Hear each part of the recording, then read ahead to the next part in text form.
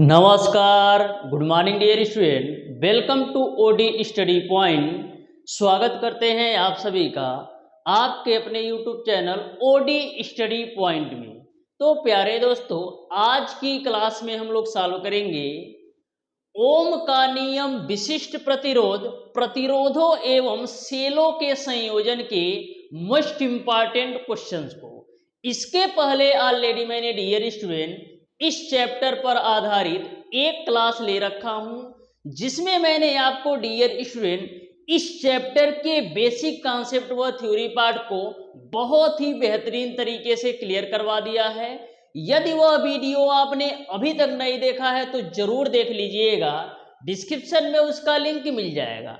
Dear student, आज की class में मैं आप लोगों को इस चैप्टर पर आधारित जितने भी क्वेश्चन दिए गए हैं या जितने भी क्वेश्चन आपके पॉलिटेक्निक अथवा आईईआरटी एंट्रेंस एग्जाम में इस चैप्टर से रिलेटेड क्वेश्चन पूछे जाते हैं, टोटल क्वेश्चन का सॉल्यूशन बिल्कुल बेहतरीन कॉन्सेप्ट के साथ बताने वाला हूं।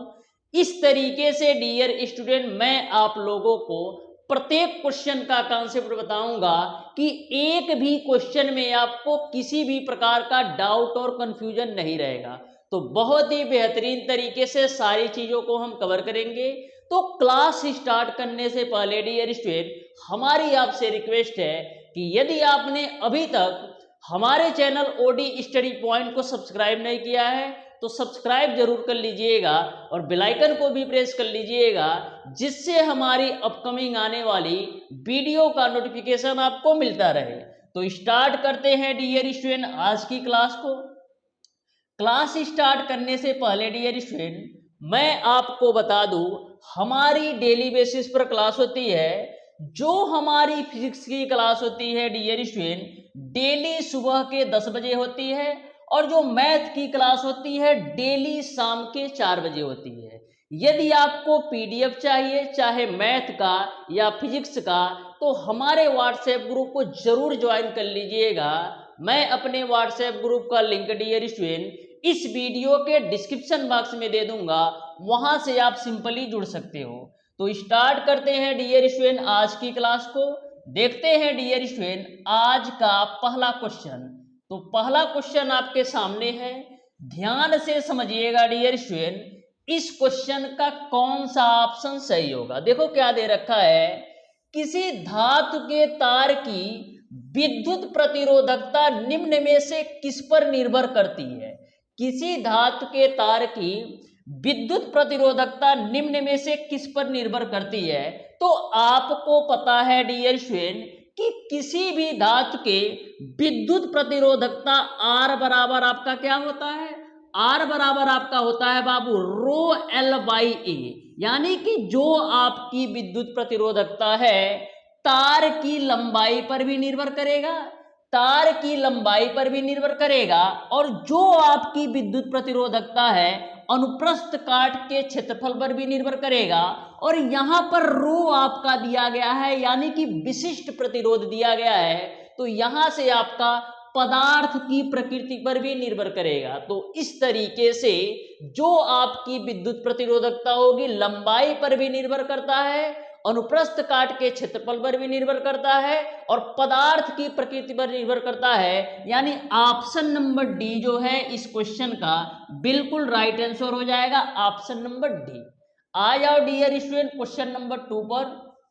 तो ध्यान से समझिएगा क्वेश्चन नंबर 2 बहुत ही सिंपल क्वेश्चन है। देखो क्वेश्चन नंबर 2 में आपसे क्या पूछा है, ओम के नियम के अनुसार विभवांतर तथा धारा में सही संबंध है।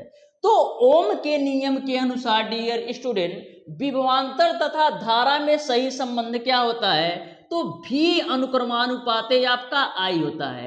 यानी ओम के नियम के अनुसार जो आपका विभवांतर होता है धारा के अनुक्रमानुपाती होता है, यानी ऑप्शन नंबर ए सही हो जाएगा। आपके बुक में इस तरीके से दिया होगा, भी अनुक्रमानुपाते आई विभवांतर आवेश के व्युत्क्रमानुपाती है, यानी कि भी अनुक्रमानुपाती 1/q दे रखा होगा। अब विभवांतर धारा के व्युत्क्रमानुपाती है, यानी कि भी व्युत्क्रमानुपात 1/i दे रखा होगा। तो आपको कंफ्यूजन नहीं होना चाहिए। ओम के नियम के अनुसार जो आपका विभवांतर होता है धारा के अनुक्रमानुपाती होता है, इसी वजह से आपका आता है V बराबर I इंटू आर, जहां R बराबर आप लिखते हो V बट्टे I। यही बाबू आपका ओम का नियम है। तो क्वेश्चन नंबर 2 भी आपको क्रिस्टल क्लियर समझ में आ गया होगा। अब आ जाओ डियर स्टूडेंट क्वेश्चन नंबर 3 पर।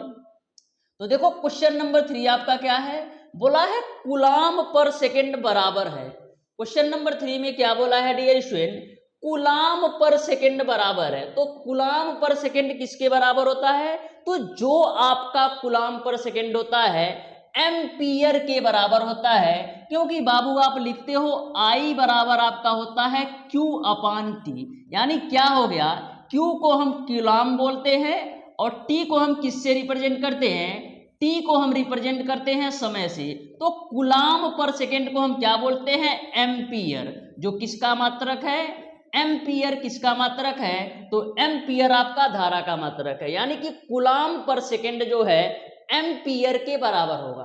तो आपको बिल्कुल कंफ्यूज नहीं होना है। आ जाओ डियर स्टूडेंट क्वेश्चन नंबर 4 पर। तो ध्यान से समझिएगा, सभी क्वेश्चन को बहुत ही बेहतरीन तरीके से हम कवर करेंगे। इस तरीके से डियर स्टूडेंट मैं आप लोगों को प्रत्येक क्वेश्चन का कॉन्सेप्ट बताऊंगा कि किसी भी क्वेश्चन में आपको किसी भी प्रकार का डाउट और कंफ्यूजन नहीं रहेगा। देखो क्या बोला है, घरेलू विद्युत परिपथ में सभी युक्तियां 220 वोल्ट पर कार्य करती है, इसका तात्पर्य है। तो घरेलू विद्युत परिपथ में सभी युक्तियां 220 वोल्ट पर कार्य करती है, इसका तात्पर्य यह है कि सभी आपका समांतर क्रम में जुड़ी है। किस क्रम में, सभी आपका समांतर क्रम में जुड़ी है। यानी क्वेश्चन नंबर 4 का ऑप्शन नंबर डी सही हो जाएगा। अब देखते हैं डियर स्टूडेंट क्वेश्चन नंबर 5। तो क्वेश्चन नंबर 5 आपके सामने है, ध्यान से समझिएगा डियर स्टूडेंट, इस क्वेश्चन को कैसे सॉल्व करना है। बिल्कुल सिंपल क्वेश्चन है, आप ध्यान से समझिएगा, बस आपको क्वेश्चंस के लैंग्वेज को समझना है। बिल्कुल सिंपल क्वेश्चन है। देखो क्या बोला है, बोला है बैटरी के टर्मिनल से जुड़ा वोल्टमीटर 6 वोल्ट का पाठ्यांक दर्शाता है। बैटरी से जब लैंप जलाई जाती है तो वोल्टमीटर का पाठ्यांक 4 वोल्ट होता है। यदि लैंप का प्रतिरोध 20 ओम हो तो बैटरी का प्रतिरोध कितना होगा, ये आपको बताना है। तो सबसे पहले डियर स्टूडेंट जो वैल्यू आपको दे रखा है उसको नोट कर लो। तो यहां पर क्या बोला है, बैटरी के टर्मिनल से जुड़ा वोल्टमीटर 6 वोल्ट का पाठ्यांक दर्शाता है। यानी E की जो वैल्यू है, बैटरी का जो विभवांतर है वो आपको दे रखा है 6 वोल्ट, तो मैंने यहां पर E बराबर लिख दिया 6 वोल्ट। फिर क्या बोला है, बैटरी से जब लैंप जलाई जाती है तो वोल्टमीटर का पाठ्यांक 4 वोल्ट है। यानी V की जो वैल्यू है वो आपको दे रखा है 4 वोल्ट के रूप में। और क्या दे रखा है, यदि लैंप का प्रतिरोध आपका 20 ओम है, यानी कि लैंप का प्रतिरोध कैपिटल R की जो वैल्यू दे रखी है वो आपको दे रखा है 20 ओम के रूप में। तो आपको बैटरी का प्रतिरोध बताना है, यानी स्मॉल r की वैल्यू क्या होगी, ये आपको बताना है। तो ध्यान से समझिएगा। अब डियर स्टूडेंट आपको पता है ओम के नियम के अनुसार V बराबर आपका होता है I इंटू का R। यहां से डियर स्टूडेंट बैटरी का भी V की वैल्यू कितना है 4 वोल्ट, तो यहां पर आप 4 रख दो बराबर I इंटू कैपिटल R की वैल्यू आपका 20 है। 4 से काटोगे 20 को तो 5 बार में कटेगा, यानी I की जो वैल्यू है वो आपको मिल जाएगा 1/5। 1/5 को हम क्या लिख सकते हैं, 0.2 एम्पियर। यानी कि जो आपका धारा का मान होगा वो आपने निकाल लिया 0.2 एम्पियर। अब आपको निकालना है डियर स्टूडेंट कि बैटरी का प्रतिरोध क्या होगा। तो आपको पता है कि बैटरी के विद्युत वाहक बल E और विभवांतर में संबंध क्या होता है, तो बैटरी के विद्युत वाहक बल E तथा विभवांतर में संबंध होता है I बराबर आपका होता है E माइनस का V divided by small r के रूप में। लेकिन आपको स्मॉल r की वैल्यू निकालना है, तो स्मॉल r बराबर यहां से हो जाएगा स्मॉल r बराबर यहाँ से हो जाएगा e माइनस का भी डिवाइडेड बाई आई के रूप में। अब सारी वैल्यू यहाँ पर आप रख दो। अब सारी वैल्यू डियर स्टूडेंट यहाँ पर रख दो। तो यहाँ पर e की वैल्यू कितना है, तो e की वैल्यू आपका कितना है 6 वोल्ट, तो मैंने यहाँ पर 6 रख दिया। v की वैल्यू आपका है 4 वोल्ट और उसके बाद से स्मॉल आई की वैल्यू यानी धारा का मान आपने निकाला है 0.2 एम्पियर, तो यहाँ पर बबुआ रख दो 0.2। तो यहाँ से R बराबर आपको मिल जाएगा 2/0.2। इसको कैलकुलेट करिएगा तो देखो नीचे में आपका एक अंक में दशमलव है, तो 10 से गुणा और 10 से भाग भी कर देते हैं, तो हो जाएगा आपका 20/2, जिसकी वैल्यू आपका 10 ओम के बराबर होगी। यानी बैटरी का जो प्रतिरोध होगा वो आपका 10 ओम होगा, यानी ऑप्शन नंबर सी सही हो जाएगा। तो बहुत ही बेहतरीन क्वेश्चन है और ऐसे ही क्वेश्चन पूछे जाते हैं। देखो आपका 2014 में पूछा गया है, पता नहीं कितनी बार पूछा गया होगा, लेकिन मैंने केवल एक ही बार दर्शाया है। ऐसे ही क्वेश्चन आपके एग्जामिनेशन में पूछे जाते हैं। आ जाओ डियर स्टूडेंट क्वेश्चन नंबर 6 पर। तो ध्यान से समझिएगा क्वेश्चन नंबर 6 को भी, बहुत ही बेहतरीन क्वेश्चन है। ध्यान से और आराम से समझिएगा कैसे सॉल्व करना है। क्या दे रखा है डियर स्टूडेंट, आपको दे रखा है एक प्रतिरोध में 1.5 एम्पियर की धारा प्रवाहित करने पर उसमें 5 वोल्ट का विभवांतर उत्पन्न होता है। प्रतिरोध के सिरों के बीच 2 वोल्ट का विभवांतर उत्पन्न करने के लिए धारा प्रवाहित करनी पड़ेगी। तो बिल्कुल सिंपल क्वेश्चन है, ध्यान से समझिएगा। जो वैल्यू दे रखी है ना उसको तुम अच्छी तरीके से नोट कर लो। क्या बोला है 1.5 एम्पियर, यानी I1 की जो वैल्यू दे रखी है वो आपको बाबू दे रखा है 1.5 एम्पियर की धारा प्रवाहित करने पर उसमें 5 वोल्ट का विभवांतर उत्पन्न होता है। यानी कि जो V1 की वैल्यू है वो आपको दे रखा है 5 वोल्ट। उसके बाद से क्या दे रखा है, और प्रतिरोध के सिरों के बीच जो वोल्ट का विभवांतर, यानी जब V2 की वैल्यू आपको कितना दे रखा है, V2 की वैल्यू आपको दे रखा है 2 वोल्ट, तो आपको I2 की वैल्यू कितनी होगी ये आपको बताना है। तो मैं मान लेता हूं कि I2 की वैल्यू हमको नहीं पता है। अब आपको पता है डियर स्टूडेंट कि ओम के नियम के अनुसार R बराबर आपका होता है V/I। ओम के नियम के अनुसार R बराबर आपका होता है V/I। तो यहां से डियर स्टूडेंट हम क्या दो प्रतिरोधों के लिए लिख सकते हैं V1/I1, V1/I1 बराबर हम लिख सकते हैं V2/I2 के रूप में, क्योंकि R बराबर बाबू आपका होता है V/I। तो यदि हम दो प्रतिरोधों की बात करेंगे तो V1/I1 बराबर V2/I2 होगी। वैसे भी आपको पता है ओम के नियम के अनुसार V directly proportional to I होता है। तो यदि हम दो परिपथ की बात करेंगे, दो चालक की बात करेंगे, तो यहां से भी आपका V1/I1 बराबर V2/ I2 ही होगा। अब डियर स्टूडेंट सारी वैल्यू रख दो।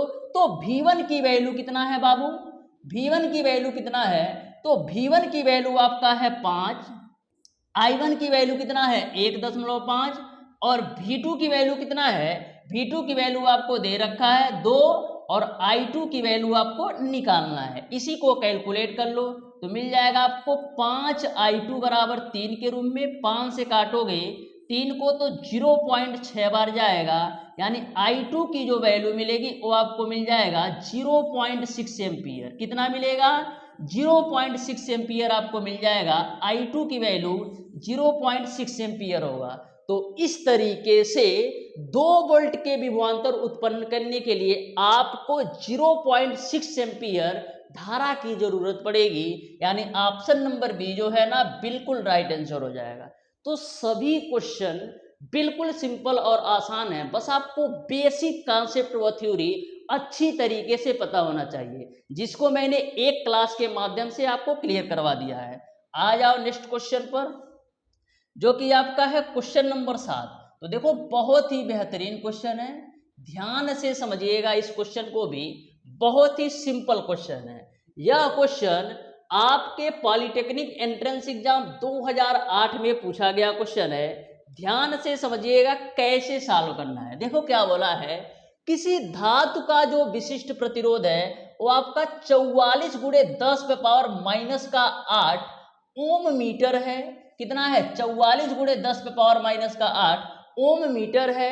इस धातु के 1 मीटर लंबे 1 मिमी व्यास वाले तार का प्रतिरोध ओम में क्या होगा, ये आपको बताना है। यानी आपको प्रतिरोध की वैल्यू ज्ञात करना है। तो सबसे पहले जो जो वैल्यू दे रखा है उसको तुम नोट कर लो। विशिष्ट प्रतिरोध कितना दे रखा है? रो की वैल्यू आपको दे रखा है 44 गुणे 10 पे पावर माइनस का 8 ओम मीटर के रूप में। क्या दे रखा है? ओम मीटर के रूप में दे रखा है।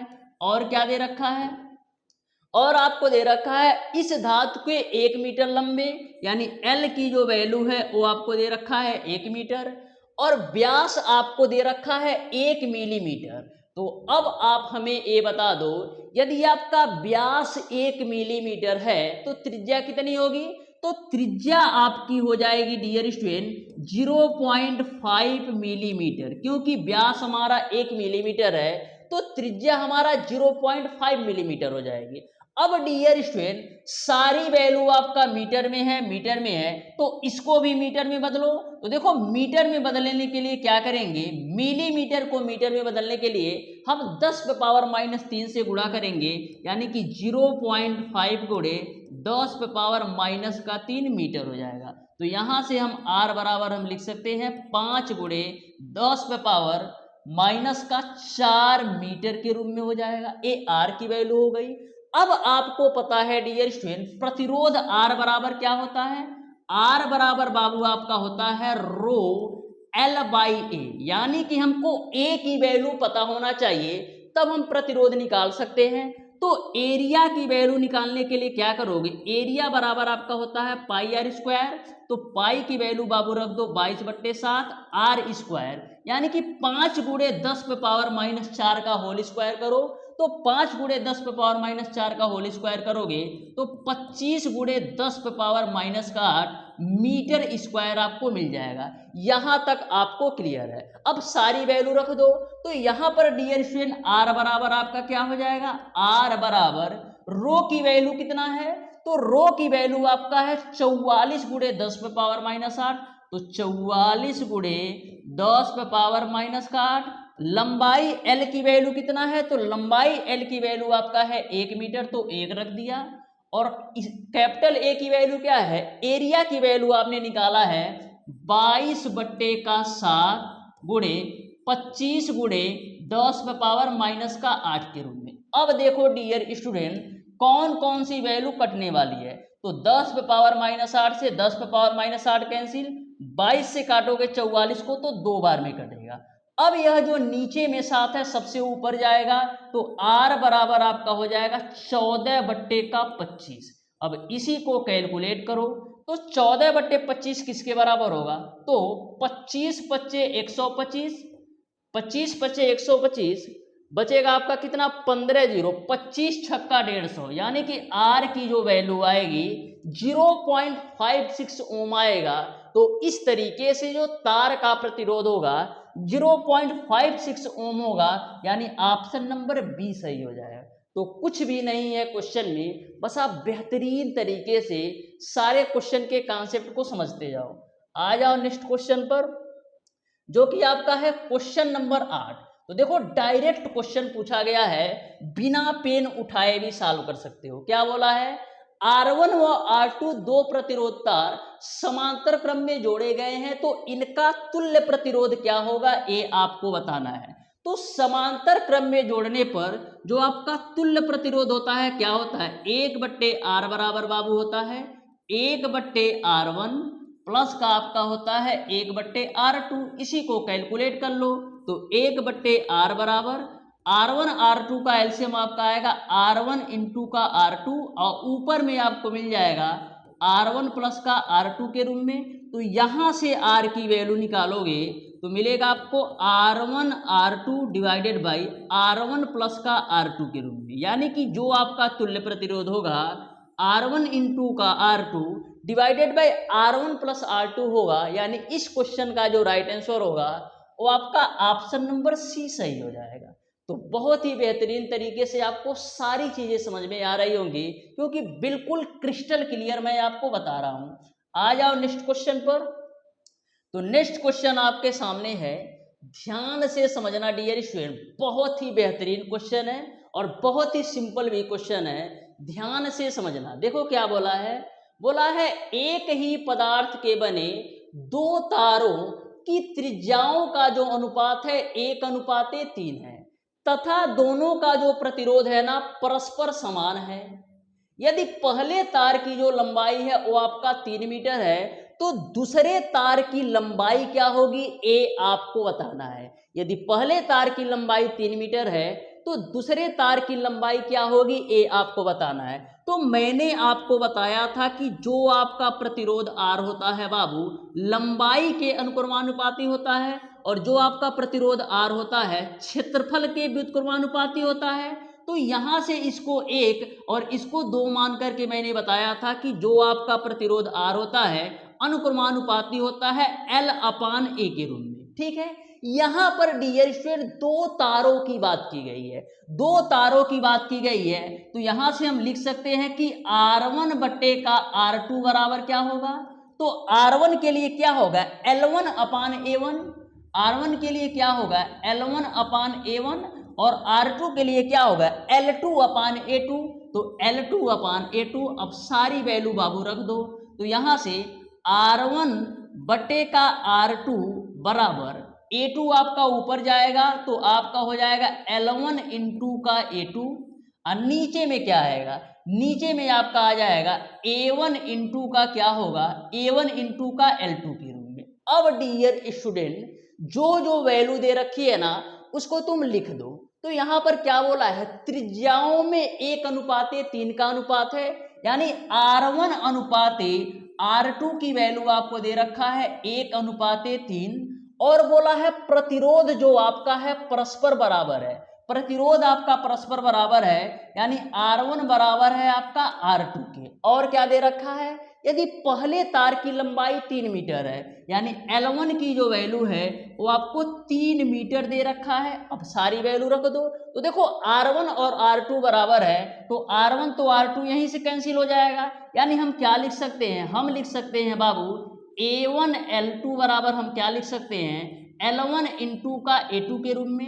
अब यहां पर आपको सारी वैल्यू रख देना है। तो A1 बराबर क्या होगा, A1 बराबर बाबू आपका होगा पाई R1 का होल स्क्वायर गुणे L2 की वैल्यू कितना है नहीं पता है तो L2 रखो बराबर L1 की वैल्यू कितना है, L1 की वैल्यू आपका 3 है, और A2 की वैल्यू कितना होगा, A2 की वैल्यू आपका पाई R2 का होल स्क्वायर के बराबर होगा।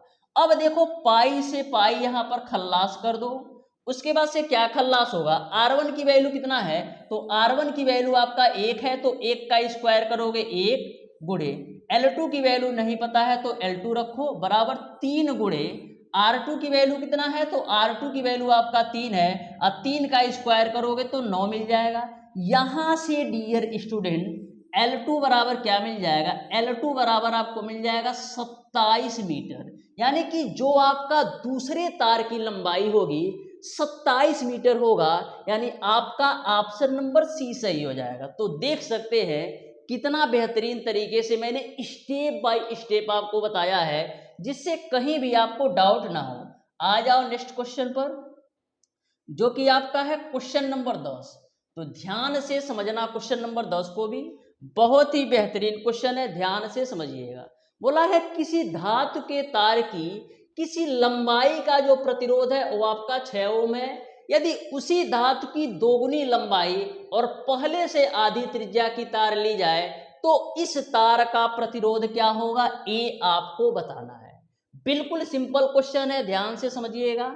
सबसे पहले जो जो वैल्यू दे रखी है ना वो तुम नोट कर लो। बोला है किसी धातु के तार की किसी लंबाई का प्रतिरोध आर कितना है, 6 ओम है। तो मैं मान लेता हूं कि जो आपका धातु के तार की लंबाई है L1 की वैल्यू आपका क्या है, L है।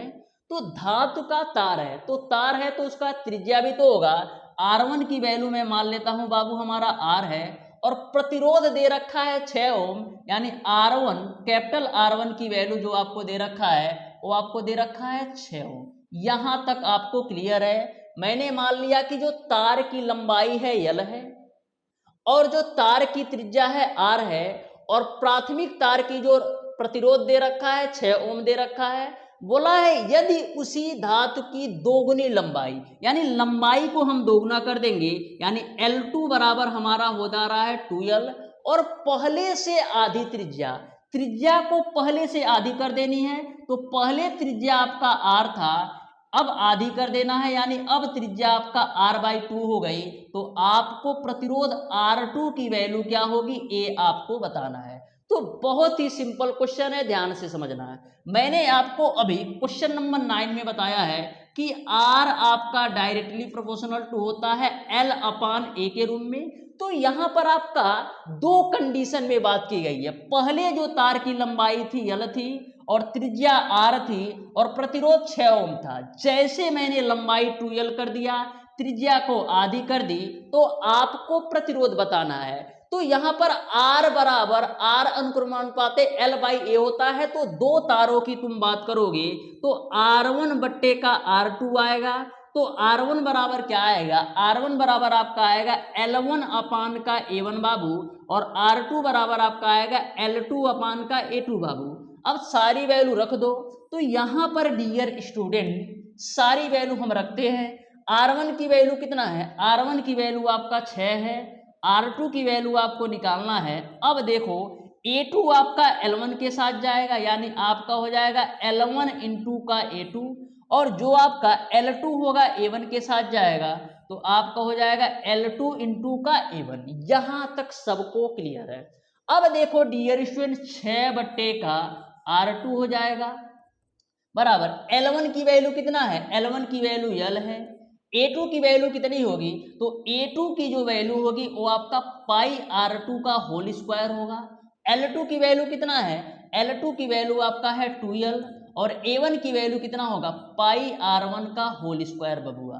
तो यहां से देखो L से L को काट दो, पाई से पाई को काट दो। देखो कौन सी वैल्यू अब बच रही है। यहां से डियर स्टूडेंट आपकी जो वैल्यू बतेगी वो आपको मिल जाएगा 6 बट्टे का R2 बराबर आपको क्या मिलेगा, ऊपर से R2 का स्क्वायर और नीचे का 2R1, R2 का स्क्वायर डिवाइडेड बाई 2R1 का स्क्वायर। अब यहाँ पर आप स्मॉल R1 और स्मॉल R2 की वैल्यू रख दो। तो यहाँ पर 6 बट्टे का R2 बराबर R2 की वैल्यू कितना है, R2 की वैल्यू R/2 है। तो R/2 का स्क्वायर करोगे तो आपको मिल जाएगा R स्क्वायर बट्टे का 4 के रूप में। ऑलरेडी 2 है तो 2 रखो। R1 की वैल्यू कितना है, R1 की वैल्यू आपका R है तो इंटू का आपका हो जाएगा R स्क्वायर। R स्क्वायर से R स्क्वायर कैंसिल। तो यहां से 4 दूना 8 6 48, यानी R2 की जो वैल्यू आएगी वो आपको मिल जाएगा 48 ओम। R2 की जो वैल्यू आएगी वो आपका 48 ओम होगा, यानी आपका ऑप्शन नंबर डी सही हो जाएगा। तो देख सकते हैं डियर स्टूडेंट, किसी भी क्वेश्चन को बस आप शिद्दत के साथ लगन के साथ देखो ना, किसी भी क्वेश्चन में कुछ भी नहीं है, बहुत ही बेहतरीन तरीके से कवर कर सकते हो। आ जाओ नेक्स्ट क्वेश्चन पर, जो कि आपका है क्वेश्चन नंबर 11। तो ध्यान से समझिएगा क्वेश्चन नंबर 11 को। क्या बोला है, यदि 5 प्रतिरोध जिनके प्रत्येक के मान कितना है 1/5 ओम है, श्रेणी क्रम में संयोजित है, उनके द्वारा प्राप्त हो सकने वाला अधिकतम प्रतिरोध क्या होगा, ये आपको बताना है। तो श्रेणी क्रम संयोजन के अनुसार R बराबर क्या होता है, R बराबर आपका होता है R1 प्लस का R2 प्लस का R3 प्लस का R4 प्लस का आपका होता है R5।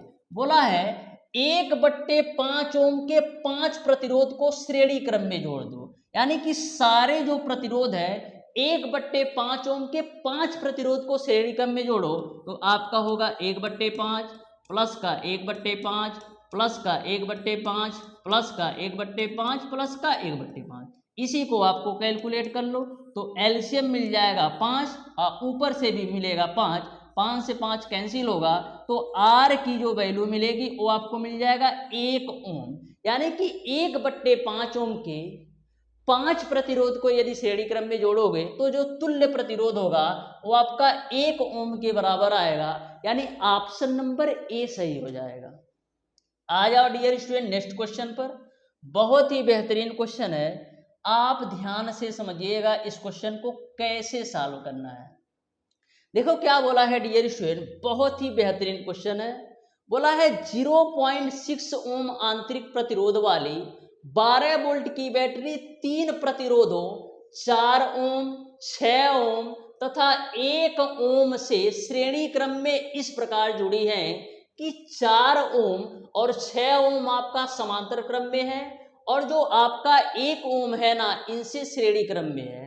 तो प्रतिरोध लगा हुआ है, तो 1 ओम से प्रतिरोध से गुजरने वाली धारा की मान क्या होगी ये आपको बताना है। तो ध्यान से जो जो वैल्यू इस क्वेश्चन में दे रखा है ना उसको तुम अच्छी तरीके से नोट कर लो। देखो यह क्वेश्चन आपके IERT एंट्रेंस एग्जाम 2011 में पूछा है, तो ध्यान से समझना, बहुत ही बेहतरीन क्वेश्चन है। सबसे पहले हम करेंगे क्या वैल्यू, सबसे पहले जो जो वैल्यू आपको दे रखा है नोट कर लो। 0.6 ओम आंतरिक प्रतिरोध यानी स्मॉल आर की जो वैल्यू है वो आपको दे रखा है 0.6 ओम वाली 12 वोल्ट की बैटरी यानी ई की जो वैल्यू दे रखा है वो आपको दे रखा है 12 वोल्ट। ई की वैल्यू आपको दे रखा है 12 वोल्ट। 3 प्रतिरोधों 4 ओम, 6 ओम तथा 1 ओम से श्रेणी क्रम में इस प्रकार से जुड़ी है कि जो आपका 4 ओम और 6 ओम का है वो आपका समांतर क्रम में है। 4 ओम और 6 ओम का प्रतिरोध समांतर क्रम में है और इन दोनों प्रतिरोधों को 1 ओम के साथ श्रेणी क्रम में जोड़ दिया जाता है। तो 1 ओम प्रतिरोध में गुजरने वाली धारा का मान क्या है ये आपको बताना है। तो सबसे पहले डियर स्टूडेंट हम कुल बाहरी प्रतिरोध निकालते हैं। तो यहां पर देखो R1 की वैल्यू बाबू आपको दे रखा है, कितना दे रखा है 4 ओम। R2 की वैल्यू बाबू आपको दे रखा है 6 ओम और R3 की जो वैल्यू आपको दे रखा है वो आपको दे रखा है 1 ओम। लेकिन कंडीशन ये है कि 4 ओम और 6 ओम दोनों आपके समांतर क्रम में जुड़े हैं और इन 4 ओम 6 ओम के समांतर क्रम से 1 ओम आपका श्रेणी क्रम में जुड़ा है। तो सबसे पहले हम R1 प्लस R2 की वैल्यू निकालते हैं। तो मैं मान लेता हूं R डैश हमारा तुल्य प्रतिरोध होगा R1 प्लस R2 का, तो 1/4 प्लस का आपका हो जाएगा 1/6। तो यहां से 1/R डैश बराबर क्या आएगा, 4 और 6 का एलसीएम 12 होगा, 4 तिया 12, 6 दूना 12। तो यहां से डियर स्टूडेंट आपको R डैश की वैल्यू मिलेगी। तो देखो क्या मिलेगी, 1/R डैश बराबर क्या मिलेगा, ऊपर से आपको मिलेगा 5 और नीचे से आपको मिलेगा 12। तो 5 दूना 10 और 5 चौक 20, यानी R डैश की जो वैल्यू है, यानी R डैश की जो वैल्यू है वो आपको कितना मिल जाएगी, R डैश की वैल्यू आपको मिल जाएगी 2.4 ओम। अब जो इन दोनों को समांतर क्रम में जोड़ने पर प्रतिरोध मिला ना उसको आप जोड़ दो 1 ओम से श्रेणी क्रम में, तो यहां पर आपका कुल बाहरी प्रतिरोध निकल जाएगा, यानी NR की वैल्यू आपको क्या मिल जाएगा, R डैश प्लस का R3 के रूप में, क्योंकि ये दोनों आपके समांतर क्रम में था। तो मैंने जोड़ा तो आपको मिला 2.4 ओम। इनको आप 1 ओम के साथ श्रेणी क्रम में जोड़ दो तो आपको कुल बाहरी प्रतिरोध मिल जाएगा, यानी N ऑफ R की वैल्यू मिल जाएगी। तो कुल बाहरी प्रतिरोध कितना होगा, R डैश की वैल्यू 2.4 और R3 की वैल्यू आपका 1 है, तो यहां से आपको मिल जाएगा 3.4, यानी आपका कुल बाहरी प्रतिरोध जो है वो आपका 3.4 ओम हो गया। यहां तक किसी को किसी भी प्रकार का कोई दिक्कत नहीं होना चाहिए। आपको बताना है 1 ओम प्रतिरोध से गुजरने वाली धारा का मान क्या होगा। तो सबसे पहले डियर स्टूडेंट हम क्या करते हैं, कुल प्रतिरोध निकाल लेते हैं। तो बाबू आपका कुल प्रतिरोध क्या होता है, बाबू आपका कुल प्रतिरोध क्या होता है, कुल प्रतिरोध बराबर आपका होता है आंतरिक प्रतिरोध प्लस का बाहरी प्रतिरोध। तो आंतरिक प्रतिरोध आपका 0.6 ओम है और कुल बाहरी प्रतिरोध निकाला है 3.4। तो 0.6 में 3.4 जोड़ोगे तो यहां से आपको मिल जाएगा 4 ओम, यानी कि कुल प्रतिरोध की जो वैल्यू है बाबू, कुल प्रतिरोध की जो वैल्यू है बाबू वो आपको कितना मिल जाएगा, 4 ओम के बराबर। अब धारा का मान बताना है तो I बराबर क्या होता है, I बराबर आपका होता है V बट्टे R। तो V की वैल्यू आपका है 12 और कुल प्रतिरोध आपका कितना है 4। तो 4 से कैंसिल करो तो 4 तिया कितना हो जाएगा 12, यानी 3 एम्पियर आ जाएगा। तो 1 ओम के प्रतिरोध में जो आपका कुल धारा होगी, जो आपकी कुल धारा होगी वो आपका 3 एम्पियर होगा, यानी आपका ऑप्शन नंबर ए सही हो जाएगा। तो कभी भी यदि आपको इस टाइप से क्वेश्चन पूछा जाए ना तो इसी तरीके से सॉल्व करना है। आई बराबर आपका क्या हो जाएगा, V बट्टे का कुल प्रतिरोध। तो V की वैल्यू 12 है और कुल प्रतिरोध आपने निकाला है 4 ओम। तो 12 बट्टे 4 बराबर 3 एम्पियर होगा, यानी ऑप्शन नंबर ए सही हो जाएगा। तो किसी को भी किसी भी प्रकार का कोई भी और डाउट और कोई भी कंफ्यूजन नहीं होना चाहिए इस क्वेश्चन में, क्योंकि मैंने बहुत ही बेहतरीन तरीके से सॉल्व कराया है। आ जाओ नेक्स्ट क्वेश्चन पर, जो कि आपका है क्वेश्चन नंबर 13। तो ध्यान से समझना डियर स्टूडेंट, बहुत ही बेहतरीन क्वेश्चन है। देखो क्या बोला है, किसी बैटरी का जो विद्युत वाहक बल है ना वो क्या होगा यदि 1 एम्पियर प्रवाहित करने पर टर्मिनल का विभवांतर आपका 28.5 वोल्ट हो तथा 2 एम्पियर की धारा प्रवाहित करने पर टर्मिनल का विभवांतर आपका 27 वोल्ट हो।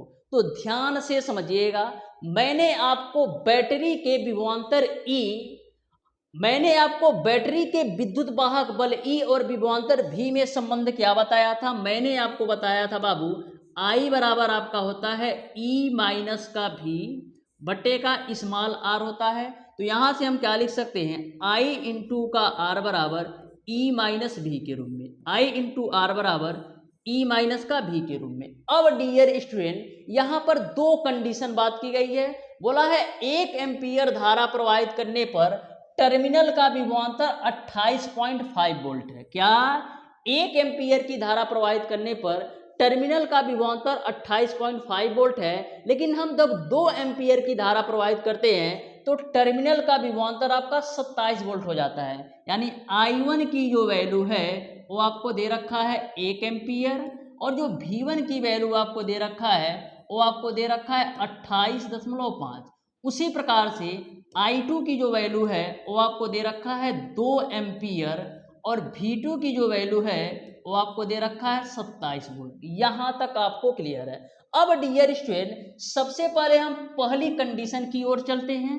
पहली कंडीशन का मतलब क्या है, जब हमारी धारा 1 एम्पियर है और विभवांतर हमारा 28.5 वोल्ट है तो वहां पर हमारा रिलेशन क्या आएगा E और V में। तो फर्स्ट कंडीशन के अनुसार क्या होगा बाबू, फर्स्ट कंडीशन के अनुसार आपका हो जाएगा फर्स्ट कंडीशन के अनुसार आपका क्या होगा I1 इंटू का R बराबर आपका क्या होगा, I1 इंटू का R बराबर आपका होगा E1 माइनस का V1 के रूप में। तो यहाँ पर I1 की वैल्यू कितना है 1 इंटू का R बराबर आपका E1 की वैल्यू नहीं पता है तो इसको E ही रखो।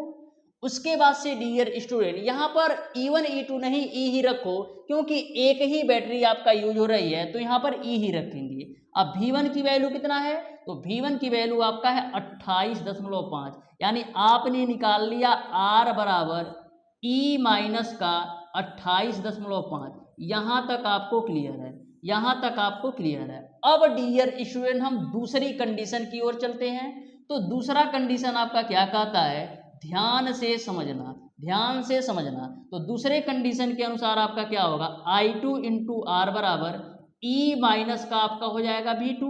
तो I2 की वैल्यू कितना है, I2 की वैल्यू आपका है 2 इंटू R बराबर E की वैल्यू E रखो और V2 की वैल्यू कितना है, V2 की वैल्यू आपका है 27। यहाँ तक सबको क्लियर है। अब देखो स्मॉल r की वैल्यू आपको पता है E माइनस का 28.5, स्मॉल r की वैल्यू आपको पता है E माइनस का 28.5। तो यहाँ पर आपका हो गया 2, स्मॉल r के जगह पर हम यह वैल्यू रख देते हैं। तो स्मॉल r की वैल्यू आपका है E माइनस का 28.5 बराबर आपका हो जाएगा E माइनस का 27। इसी को तुम कैलकुलेट कर लो। तो यहाँ से 2 का गुणा करेंगे तो 2E बराबर 2E हाँ, 2 का गुणा 28.5 में करो तो 28 दूना 56 यानी 57 आपको मिलेगा, बराबर आपको मिलेगा ई माइनस का 27। यहाँ से डियर स्टूडेंट यदि आप ई की वैल्यू निकालोगे तो क्या आएगा, तो 2e में से ई घटाओगे तो ई बचेगा, और ये आपका 57 में से 27 घटाओगे तो 30 मिलेगा। यानी जो आपका ई की वैल्यू आएगी, जो आपका बैटरी का विभवांतर आएगा वो आपका 30 वोल्ट होगा। इस तरीके से डियर स्टूडेंट इस क्वेश्चन का जो राइट आंसर होगा वो आपका ऑप्शन नंबर ए सही हो जाएगा। ऑप्शन नंबर ए जो होगा बिल्कुल राइट आंसर होगा। बैटरी का जो विद्युत वाहक बल होगा वो आपका 30 वोल्ट होगा। कितना होगा, 30 वोल्ट होगा। आ जाओ नेक्स्ट क्वेश्चन पर। अब देखते हैं डियर स्टूडेंट क्वेश्चन नंबर 14। तो क्वेश्चन नंबर 14 आपके सामने है, ध्यान से समझिएगा डियर स्टूडेंट इस क्वेश्चन को कैसे सॉल्व करना है। देखो क्या दे रखा है, प्रत्येक 4 ओम प्रतिरोध वाले n चालक तारों को समांतर क्रम में जोड़ा गया है। इस समायोजन का तुल्य प्रतिरोध क्या होगा, ये आपको बताना है। 4 ओम प्रतिरोध वाले n चालक तारों को समांतर क्रम में जोड़ा गया है, यानी आपको R इक्विवेलेंट की वैल्यू बताना है। तो 1/R इक्विवेलेंट बराबर क्या होगा, 1/4 प्लस का 1/4 प्लस का 1/4 n टाइम तक जोड़ा गया है तो प्लस का डॉट डॉट डॉट 1/RN हो जाएगा। यहाँ से डियर स्टूडेंट 1/R इक्विवेलेंट की वैल्यू निकालोगे तो आपको मिल जाएगा n/4 के रूप में, क्योंकि 4 ओम के प्रतिरोध को n टाइम तक जोड़ा गया है। तो यहाँ से R इक्विवेलेंट बराबर आपको मिल जाएगा 4/n के रूप में। इस तरीके से आपका इस क्वेश्चन का ऑप्शन नंबर बी सही हो जाएगा, यानी कि 4 ओम के प्रतिरोध को n टाइम तक समांतर क्रम में जोड़ोगे तो जो तुल्य प्रतिरोध होगा 4/n के बराबर आएगा, यानी ऑप्शन नंबर बी सही हो जाएगा। आ जाओ नेक्स्ट क्वेश्चन पर, जो कि आपका है क्वेश्चन नंबर 15। तो ध्यान से समझिएगा क्वेश्चन नंबर 15 को।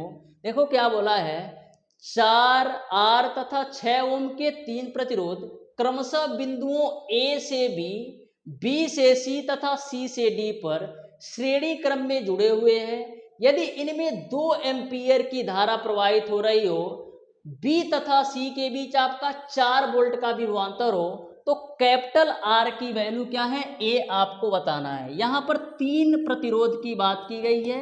जो आपका पहला प्रतिरोध है 4 ओम है, दूसरा आपका 8 ओम है और तीसरा आपका 6 ओम है। तीनों एक दूसरे से श्रेणी क्रम में जुड़े हैं। तो इस तरीके से ये आपका पहला प्रतिरोध हो गया, बिंदु A से लेकर के बिंदु B तक।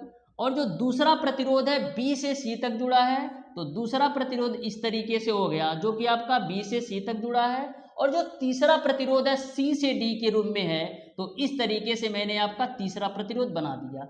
अब डियर स्टूडेंट तीनों प्रतिरोध की वैल्यू कितना है, तो पहले प्रतिरोध की वैल्यू आपका है 4 ओम, दूसरे प्रतिरोध की वैल्यू आपका R है और तीसरे प्रतिरोध की वैल्यू आपका 6 ओम है।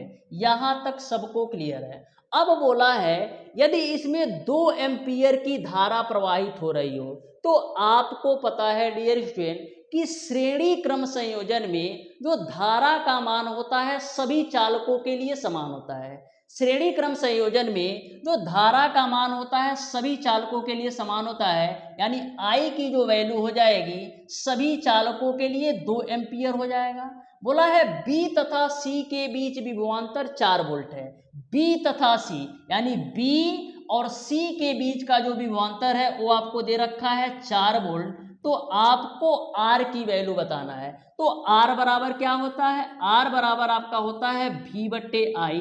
तो यहाँ से डियर स्टूडेंट R बराबर आपका हो जाएगा, V की वैल्यू आपका 4 है और I की वैल्यू आपका 2 है। तो यहाँ से आपको मिल जाएगा 2 ओम, यानी R की जो वैल्यू आएगी वो आपका 2 ओम के बराबर आएगा। तो इस तरीके से आपका ऑप्शन नंबर बी सही हो जाएगा। आ जाओ डियर स्टूडेंट नेक्स्ट क्वेश्चन पर, जो कि आपका है क्वेश्चन नंबर 16। तो ध्यान से समझिएगा क्वेश्चन नंबर 16 को। देखो क्या बोला है, 12 ओम का प्रतिरोध कितने ओम के तार से संयोजित किया जाए कि परिणामी प्रतिरोध आपका 4 ओम हो जाए।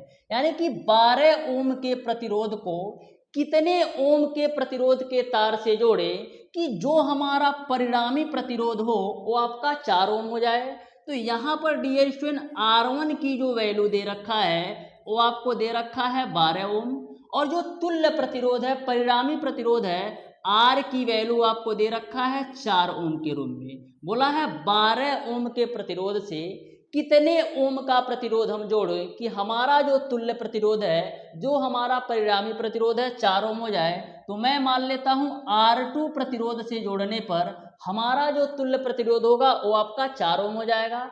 अब समांतर क्रम संयोजन के अनुसार क्या होता है डियर स्टूडेंट, 1/R बराबर आपका होता है 1/R1 प्लस का आपका होता है 1/R2। तो यहाँ पर सारी वैल्यू रख दो, तो 1/R की वैल्यू आपका है 4, R1 की वैल्यू आपका है 12 प्लस का आपका हो जाएगा 1/R2। यहाँ से आप R2 की वैल्यू निकाल लो, तो 1/R2 बराबर आपको क्या मिलेगा 1/4 माइनस का 1/ आपको मिलेगा 12। इसी को कैलकुलेशन कर लो, तो 12 और 4 का एलसीएम 12 आएगा, 4 तियां 12 और यहाँ से 1, तो यहाँ से 1/R2 की वैल्यू क्या मिलेगी 1/R2 बराबर आपको मिल जाएगा 2/12। 2 से कैंसिल आउट करो तो 2 छक्का 12, यानी R2 की जो वैल्यू आएगी वो आपको मिल जाएगा 6 ओम। कितना मिलेगा R2 की जो वैल्यू आएगी वो आपका 6 ओम के बराबर होगा। यानी कि 12 ओम के प्रतिरोध को यदि हम 6 ओम के प्रतिरोध के साथ जोड़ दें तो जो हमारा परिणामी प्रतिरोध होगा 4 ओम के बराबर होगा। यानी ऑप्शन नंबर बी जो होगा इस क्वेश्चन का बिल्कुल राइट आंसर होगा। आ जाओ नेक्स्ट क्वेश्चन पर, जो कि आपका है क्वेश्चन नंबर 17। तो ध्यान से समझिएगा क्वेश्चन नंबर 17 को भी, बिल्कुल सिंपल क्वेश्चन ये भी है, ध्यान से समझना। देखो क्या बोला है, बोला है 16 ओम प्रतिरोध के एक समान परिच्छेद वाले तार को एक वृत्त के रूप में मोड़ा गया है। इस वृत्त के किसी भी व्यास के सिरों के बीच तुल्य प्रतिरोध क्या होगा, ये आपको बताना है। तो ध्यान से समझिएगा इस क्वेश्चन को। बोला है 16 ओम का प्रतिरोध है जिसको समान परिच्छेद वाले तार को एक वृत्त के रूप में मोड़ा गया है, और वृत्त के किसी भी व्यास के सिरों के बीच तुल्य प्रतिरोध क्या होगा। तो जो आपका 16 ओम का प्रतिरोध था ना, उसको हम क्या करते हैं, एक तार के रूप में मोड़ते हैं जिसकी जो आकृति है वृत्त के अनुसार है। तो जैसे ही आप वृत्त के रूप में मोड़ोगे ना, तो जो आपका प्रतिरोध है 2 भागों में डिवाइड हो जाएगा। यानी एक भाग का जो प्रतिरोध हो जाएगा वो आपका 8 ओम हो जाएगा, और जो दूसरे भाग का प्रतिरोध हो जाएगा वो भी आपका 8 ओम हो जाएगा। जैसे ही आप 16 ओम के प्रतिरोध वाले तार को वृत्त के रूप में मोड़ोगे ना, तो यहाँ पर जो आपका प्रतिरोध होगा 2 पार्ट में डिवाइड हो जाएगा। एक बिंदु का जो आपका प्रतिरोध होगा 8 ओम हो जाएगा, और जो दूसरे बिंदु का प्रतिरोध होगा वो आपका 8 ओम हो जाएगा। बोला है किसी भी व्यास के सिरों के बीच तुल्य प्रतिरोध क्या होगा, ये आपको बताना है। तो आप देख पा रहे हो कि जो दोनों प्रतिरोध हैं 8 ओम और 8 ओम के एक दूसरे से समांतर क्रम में जुड़े हैं। तो यहाँ से तुल्य प्रतिरोध क्या होगा 1/R बराबर 1/8 प्लस का आपका हो जाएगा 1/8। तो यहाँ से 1/R बराबर एलसीएम आपका आएगा 8, ऊपर आपको मिलेगा 2, तो 2 चौको 8, यानी R की जो वैल्यू है वो आपका 4 ओम के बराबर आएगी। यानी कि 2 व्यास के सिरों के बीच का जो प्रतिरोध होगा वो आपका 4 ओम के बराबर होगा। यानी ऑप्शन नंबर सी सही हो जाएगा। आ जाओ नेक्स्ट क्वेश्चन पर, जो कि आपका है क्वेश्चन नंबर 18। तो ध्यान से समझिएगा क्वेश्चन नंबर 18 को। बोला है हमारे पास 30 ओम, 10 ओम तथा 20 ओम प्रतिरोध के 2 सेट हैं। एक सेट को हम क्या करते हैं श्रेणी क्रम में जोड़ देते हैं, और दूसरे सेट को हम समांतर क्रम में जोड़ देते हैं, और उसके बाद दोनों सेट को हम क्या करते हैं समांतर क्रम में जोड़ देते हैं। तो तुल्य प्रतिरोध क्या है, यानी आपको तीनों प्रतिरोध मिला करके एक सेट बनाना है श्रेणी क्रम का, और दूसरा सेट बनाना है आपको समांतर क्रम का। फिर क्या करना है, दोनों सेटों को आपस में समांतर क्रम में जोड़ देना है। तो आपको बताना है तुल्य प्रतिरोध क्या होगा, ये आपको बताना है। तो सबसे पहले जो जो वैल्यू दे रखा है उसको नोट कर लो। तो यहाँ पर 3 प्रतिरोध दे रखा है 30 ओम, 10 ओम और 20 ओम के रूप में, यानी R1 की वैल्यू आपको दे रखा है 30 ओम, R2 की वैल्यू आपको कितना दे रखा है, R2 की वैल्यू आपको दे रखा है 10 ओम, और R3 की वैल्यू आपको कितना दे रखा है, R3 की वैल्यू आपको दे रखा है 20 ओम। ये 3 प्रतिरोध हैं, एक बार इनको श्रेणी क्रम में जोड़ करके एक सेट बनाना है, और एक बार इन तीनों प्रतिरोधों को समांतर क्रम में जोड़ करके दूसरा सेट बनाना है, फिर दोनों सेट को समांतर क्रम में जोड़ करके तुल्य प्रतिरोध बताना है। तो सबसे पहले मैं मान लेता हूं कि तीनों प्रतिरोधों को यदि मैं श्रेणी क्रम में जोड़ता हूं तो हमारा जो तुल्य प्रतिरोध है वो आपका R डैश आता है। तो R डैश बराबर क्या आएगा, R1 प्लस का R2 प्लस का आपका हो जाएगा R3। तो R1 की वैल्यू आपका है 30, R2 की वैल्यू आपका है 10 और R3 की वैल्यू आपका है 20। तो यहाँ से R डैश की जो वैल्यू आएगी वो आपको मिल जाएगा 60 ओम। यानी कि तीनों प्रतिरोधों को यदि हम श्रेणी क्रम में जोड़ते हैं तो जो हमारा तुल्य प्रतिरोध आएगा वो आपका 60 ओम आएगा। अब फिर बोला है इन्हीं तीनों प्रतिरोधों को समांतर क्रम में जोड़कर दूसरा सेट बनाओ। तो मैं मान लेता हूं तीनों प्रतिरोधों को समांतर क्रम में जोड़ने पर तुल्य प्रतिरोध हमारा R डबल डैश आता है। तो 1/, आपका हो जाएगा 30 प्लस का आपका 1/, हो जाएगा 10 प्लस का आपका हो जाएगा 1/20। इसी को कैलकुलेट करो तो 1/, R डबल डैश बराबर क्या आएगा, 30, 10 और 20 का एलसीएम 60 मिलेगा। 30 दूना 60, 10 छक्का 60 और 20 तिया 60 हो जाएगा। तो यहाँ से 1/, R डबल डैश बराबर आपका क्या मिलेगा, 11/60 मिल जाएगा। यानी R डबल डैश की जो वैल्यू मिलेगी वो आपको मिलेगा 60/11 के रूप में। अब हमारे दो सेट तैयार हो गए, एक आपका श्रेणी क्रम से और एक आपका समांतर क्रम से। अब इन दोनों सेट को क्या करना है, अब इन दोनों सेट को समांतर क्रम में जोड़ दो। तो मैं मान लेता हूं कि जब दोनों सेट को हम समांतर क्रम में जोड़ते हैं तो हमारा जो तुल्य प्रतिरोध है वो हमारा क्या आता है, तुल्य प्रतिरोध हमारा हो जाता है R ट्रिपल डैश। तो R ट्रिपल डैश बराबर क्या होगा, 1/R डैश प्लस का 1/R डबल डैश। अब सारी वैल्यू रख दो तो R डैश की वैल्यू आपका कितना है 60 ओम। तो 1/, आपका हो जाएगा 60 और R डबल डैश की वैल्यू कितना है 60/11 है। तो 60/11 आपका पलटी मारेगा तो 11/60 हो जाएगा।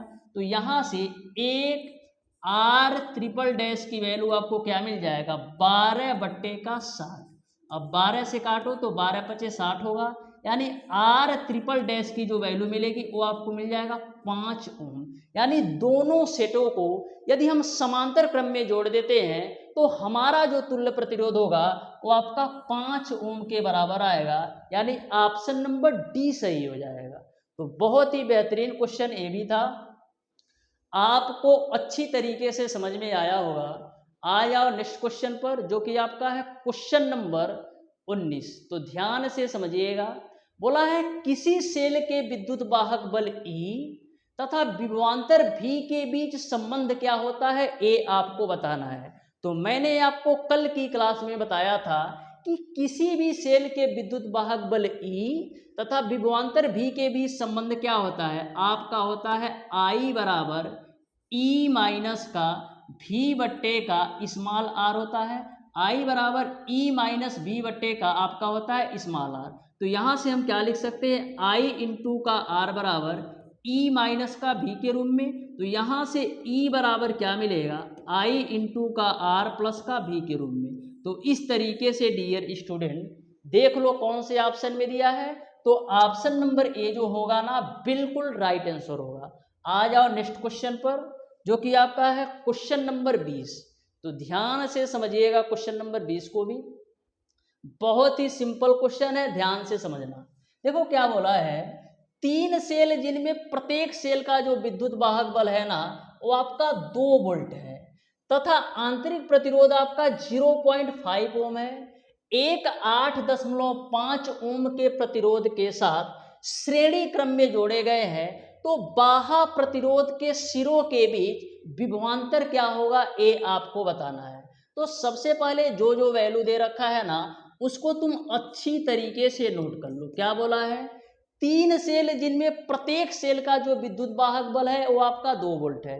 तो 3 सेल हैं, तो यहां से जो आपका कुल विद्युत वाहक बल क्या होगा, 3 सेल की बात की जा रही है और प्रत्येक का जो विद्युत वाहक बल है वो आपका 2 वोल्ट है। तो जो कुल विद्युत वाहक बल होगा 3 गुणे 2 होगा, यानी आपका 6 वोल्ट हो जाएगा, क्योंकि आपका 2 वोल्ट के 3 सेलों को आपस में जोड़ा जा रहा है। तो यदि 1 वोल्ट का एक सेल का जो विद्युत वाहक बल है वो आपका 2 है, तो 3 सेल का जो विद्युत वाहक बल होगा वो आपका 6 वोल्ट होगा, यानी कुल विद्युत वाहक बल की वैल्यू आपने निकाल लिया 6 वोल्ट। फिर क्या बोला है, तथा आंतरिक प्रतिरोध 0.5 ओम है, यानी एक सेल का जो आंतरिक प्रतिरोध है 0.5 ओम है। एक सेल का आंतरिक प्रतिरोध है 0.5 ओम है। यहां पर 3 सेल की बात की जा रही है, तो तीनों सेलों का जो कुल आंतरिक प्रतिरोध होगा वो क्या होगा, 0.5 गुणे 3 के रूप में, यानी आपको मिल जाएगा 1.5 ओम। ये आपका कुल आंतरिक प्रतिरोध हो जाएगा। फिर क्या बोला है, एक 8.5 ओम के प्रतिरोध के साथ श्रेणी क्रम में जोड़ दो। क्या 8.5 ओम के प्रतिरोध के साथ श्रेणी क्रम में जोड़ दो, यानी आपका जो बाहरी प्रतिरोध R की वैल्यू है वो आपको दे रखा है 8.5 ओम के रूप में। अब तुम हमें बता दो कुल प्रतिरोध कितना होगा। तो जो आपका कुल प्रतिरोध होता है वो किसके बराबर होता है, जो आपका कुल प्रतिरोध होता है आंतरिक प्रतिरोध और बाहरी प्रतिरोध के योग के बराबर होता है। तो आंतरिक प्रतिरोध आपका 1.5 है और बाहरी प्रतिरोध आपका 8.5 है, तो यहां से आपको कुल प्रतिरोध मिल जाएगा 10 ओम के बराबर। यहां तक सबको क्लियर है, यहां तक सबको क्लियर है। यहां से डियर स्टूडेंट तुम धारा की वैल्यू निकाल लो। तो I बराबर क्या होता है, I बराबर क्या होता है, V बट्टे का क्या होता है, R होता है। I बराबर क्या होता है आपका, V बट्टे का R होता है। तो यहां पर जो आपका कुल विभवांतर दे रखा है, कुल विद्युत वाहक बल दे रखा है वो आपको बाबू दे रखा है 6, और कुल प्रतिरोध की वैल्यू आपने निकाला है। इसको तुम यार कुल प्रतिरोध को मान लो ना R डैश है, क्योंकि यहाँ पर बाहरी प्रतिरोध भी R है, तो कुल प्रतिरोध को तुम R डैश मान लो। तो यहाँ पर I बराबर आपका विभवांतर बट्टे कुल प्रतिरोध R डैश हो जाएगा, और R डैश की वैल्यू आपका 10 है। तो यहाँ से आपको मिल जाएगा 0.6 एम्पियर, यानी कि जो आपकी धारा का मान होगा वो आपका 0.6 एम्पियर होगा। तो यहाँ पर आपको बाहरी प्रतिरोध के सिरों के बीच भी विभवांतर बताना है। तो बाहरी प्रतिरोध के सिरों के बीच भी विभवांतर बताना है, तो आपका क्या होता है, आपका बीच विभवांतर होगा V बराबर आपका होता है I इंटू कैपिटल R, क्योंकि बाहरी प्रतिरोध की बात की गई है तो V बराबर small I into capital R होगा। तो यहाँ पर आपका V बराबर I की वैल्यू आपका है 0.6 और कैपिटल R की वैल्यू कितना है 8.5 ओम।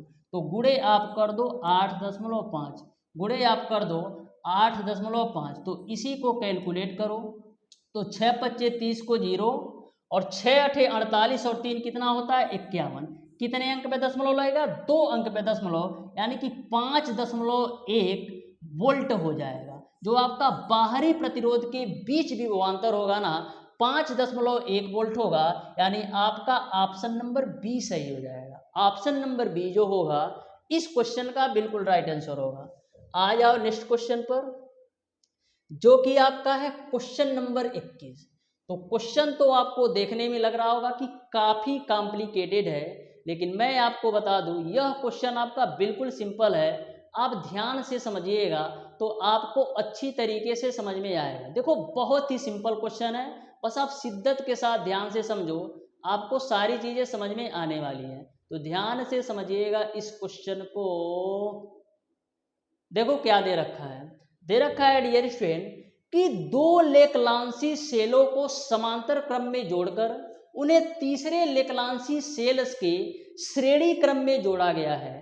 इस प्रकार 3 सेलों से बनी बैटरी का जो बाह्य परिपथ में 5.7 ओम के प्रतिरोध से जोड़ दिया गया है। यदि प्रत्येक सेल का जो विद्युत वाहक बल है वो आपका 1.5 वोल्ट है तथा आंतरिक प्रतिरोध जो आपका है वो आपका 0.2 ओम हो, तो बाह्य परिपथ में बहने वाली विद्युत धारा का मान क्या होगा, ये आपको बताना है। तो ध्यान से समझिएगा। सबसे पहले जो जो वैल्यू दे रखा है ना तुम अच्छी तरीके से नोट कर लो।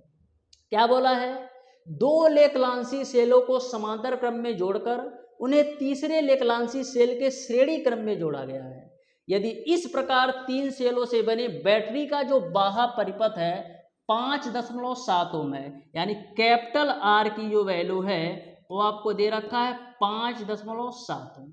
फिर क्या बोला है, यदि प्रत्येक सेल का जो विद्युत वाहक बल है वो आपका 1.5 वोल्ट है, यानी प्रत्येक सेल का जो विद्युत वाहक बल है वो आपका 1.5 वोल्ट है, अभी इसको ऐसे ही रखते हैं, तथा आंतरिक प्रतिरोध आपका 0.2 ओम है। आंतरिक प्रतिरोध कितना है, स्मॉल आर की जो वैल्यू है वो आपका 0.2 ओम है। लेकिन कंडीशन यहाँ पर क्या है, दो लेखलांशी सेलों को समांतर क्रम में जोड़कर, यानी पहले हम दो सेलों को समांतर क्रम में जोड़ करके फिर उन्हें तीसरे लेखलांशी सेल से किससे श्रेणी क्रम में जोड़ते हैं। दो लेखलांशी सेल को पहले आपको श्रेणी क्रम समांतर क्रम में जोड़ना है, फिर उसी सेल को आपको श्रेणी क्रम में जोड़ देना है। तो सबसे पहले हम क्या करते हैं, दो लेखलांशी सेलों को जब हम समांतर क्रम में जोड़ते हैं तो तुल्य प्रतिरोध निकाल लेते हैं। तो 1/r डैश बराबर क्या होगा, 1/0.2 प्लस का 0.2, क्योंकि दो लेखलांशी सेलों को पहले हम समांतर क्रम में जोड़ते हैं। तो हम देख लेते हैं कि दोनों लेखलांशी सेलों को समांतर क्रम में जोड़ने पर तुल्य प्रतिरोध कितना आता है। तो 1/r डैश बराबर आपको क्या मिलेगा, 2/0.2, इसको कैंसिल करोगे तो 0.1 बार में जाएगा, यानी आपको r डैश की वैल्यू मिल जाएगी 0.1 ओम। r डैश की मिल जाएगी वैल्यू 0.1 ओम, यानी कि दो लेखलांशी सेलों को यदि हम समांतर क्रम में जोड़ेंगे तो जो हमारा तुल्य प्रतिरोध होगा 0.1 ओम के बराबर होगा। फिर क्या बोला जा रहा है कि दोनों लेखलांशी सेल को समांतर क्रम में जोड़कर तीसरे से तुम श्रेणी क्रम में जोड़ दो तो तुल्य प्रतिरोध क्या होगा, यानी कि कुल आंतरिक प्रतिरोध क्या होगा।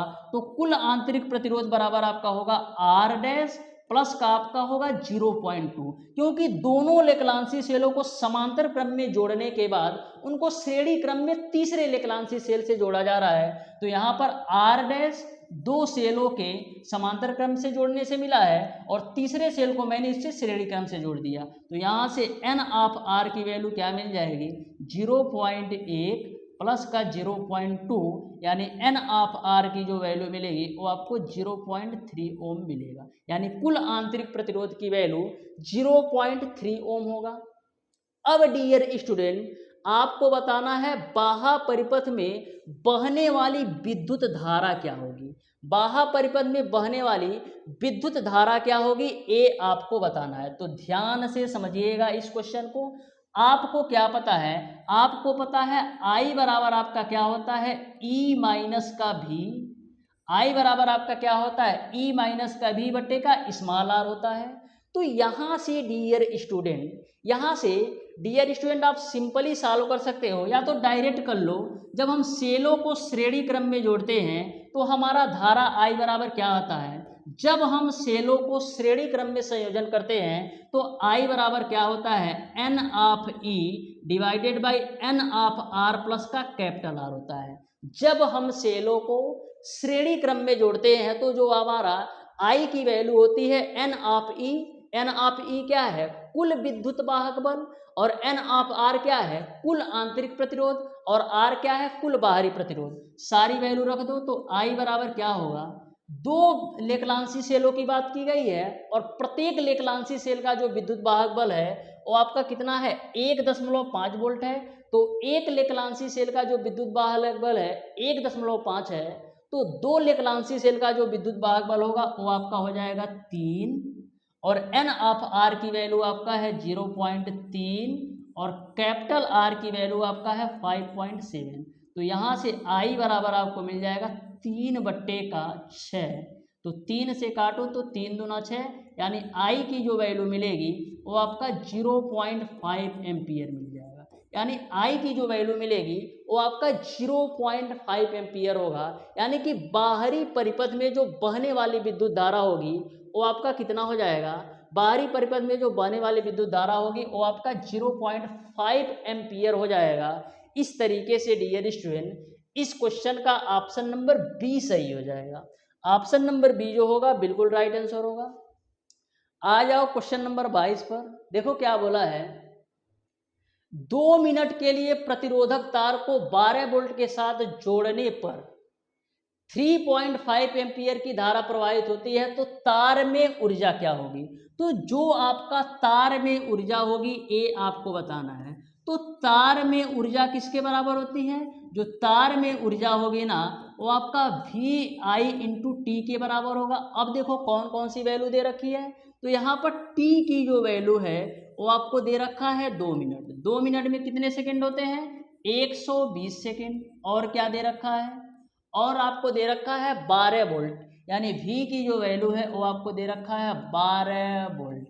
और क्या दे रखा है 3.5 एम्पियर, यानी I की जो वैल्यू है वो आपको दे रखा है 3.5 एम्पियर। अब सारी वैल्यू रख दो, तो V की वैल्यू आपका है 12, I की वैल्यू 3.5 है, तो 3.5 को हम क्या लिख सकते हैं 7/2, और T की वैल्यू आपका है 120। अब 2 से काटो तो 2 छक्का आपका होता है 12, 6 का गुणा 7 में करोगे तो मिल जाएगा आपको 42, गुणे आपको मिल जाएगा 120। तो इसी को कैलकुलेट कर लो, 12 दूना 24, अब 12 तो 48, 2 50, यानी कि 5040 जो कुल ऊर्जा होगी 5040 जूल के बराबर होगा। यानी इस क्वेश्चन का जो राइट आंसर होगा वो आपका ऑप्शन नंबर बी सही हो जाएगा। तो किसी भी क्वेश्चन में कुछ भी नहीं है, बस आपको बेसिक कॉन्सेप्ट व थ्योरी अच्छी तरीके से पता होना चाहिए। चाहे कोई सा भी चैप्टर हो, चाहे कोई सा भी सब्जेक्ट हो, चाहे आपका फिजिक्स हो, चाहे आपका केमिस्ट्री हो, चाहे आपका मैथ हो, सबसे पहले डियर स्टूडेंट किसी भी चैप्टर का यदि आपको क्वेश्चन सॉल्व करना है ना, तो सबसे पहले उस चैप्टर के बेसिक कॉन्सेप्ट व थ्योरी पार्ट को बहुत ही बेहतरीन तरीके से समझना होगा, तभी आप उस चैप्टर के किसी भी क्वेश्चन को बिल्कुल 100% एक्यूरेसी के साथ सॉल्व कर पाओगे। तो जो सबसे जरूरी बात है वो आपको बेसिक कॉन्सेप्ट व थ्योरी को समझना किसी भी चैप्टर के। आ जाओ क्वेश्चन नंबर 23 पर। बोला है संलग्न चित्र में तुल्य प्रतिरोध होगा। तो सबसे पहले डियर स्टूडेंट मैं आपको इसका फिगर बना देता हूं। देखो फिगर आपका इस तरीके से दे रखा है, ध्यान से समझिएगा। फिगर आपको किस तरीके से दे रखा है, ध्यान से समझना। फिगर आपका इस तरीके से है, इस तरीके से फिगर इन्होंने बना रखा है, ध्यान से समझना। यहाँ पर इन्होंने दे रखा है बिंदु ए है, और क्या है यहाँ पर एक प्रतिरोध इस तरीके से डिवाइडेशन है, और यहाँ पर आपका एक प्रतिरोध ऐड है, तो इस तरीके से प्रतिरोध ऐड कर दिया। फिर यहाँ पर क्या है बीच में भी एक प्रतिरोध है, तो बीच में भी मैंने एक प्रतिरोध ऐड कर दिया। फिर क्या है आपका यहाँ पर भी आपका एक प्रतिरोध है, तो यहाँ पर भी मैंने एक प्रतिरोध ऐड कर दिया। उसके बाद से यहाँ पर आपका क्या है, यहाँ पर आपका बिंदु बी है, यहाँ पर आपका क्या है बिंदु बी है। तो आपको बताना है कि तुल्य प्रतिरोध क्या होगा। सबकी जो वैल्यू है वो आपका आर है, आर है और आर है। तो आपको बताना है बाबू कि तुल्य प्रतिरोध क्या होगा। क्या तुल्य प्रतिरोध क्या होगा, ये आपका सी पॉइंट माना है और ये आपका डी पॉइंट माना है। तो ध्यान से देख करके बताओ कि तीनों जो प्रतिरोध है, जो आपके तीनों प्रतिरोध है किस क्रम में जुड़े हैं। तो जो आपका तीनों प्रतिरोध है ना डियर स्टूडेंट समांतर क्रम में जुड़े हैं, तो जो आपका तुल्य प्रतिरोध होगा आर इक्विवेलेंट की वैल्यू होगी वो आपका क्या होगा 1/r प्लस का 1/r प्लस का आपका 1/r के बराबर होगा। यहाँ से 1/r इक्विवेलेंट की जो वैल्यू होगी वो आपका क्या होगा 3/r, यानी r इक्विवेलेंट की जो वैल्यू होगी वो आपका r/3 के बराबर होगा। यानी जो तुल्य प्रतिरोध होगा r/3 होगा, यानी ऑप्शन नंबर सी सही हो जाएगा। आ जाओ नेक्स्ट क्वेश्चन पर, जो कि आपका है क्वेश्चन नंबर 24।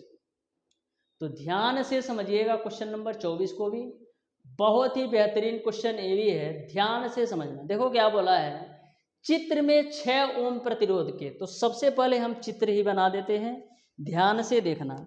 चित्र आपका इस तरीके से है बाबू, इस तरीके से चित्र बना देता हूँ, ये आपका चित्र है, ठीक है। तो यहाँ पर आपको पहले में आपको 6 ओम का प्रतिरोध दिखाया गया है, तो इस तरीके से आपका यहाँ पर 6 ओम का प्रतिरोध है। और क्या दे रखा है, यहाँ से धारा आपकी यूं आ रही है, फिर आपका बीच में आपको क्या बैटरी और स्विच लगा दिया है। तो लो जी, मैं ये बीच में हम क्या लगा देते हैं, बैटरी और स्विच।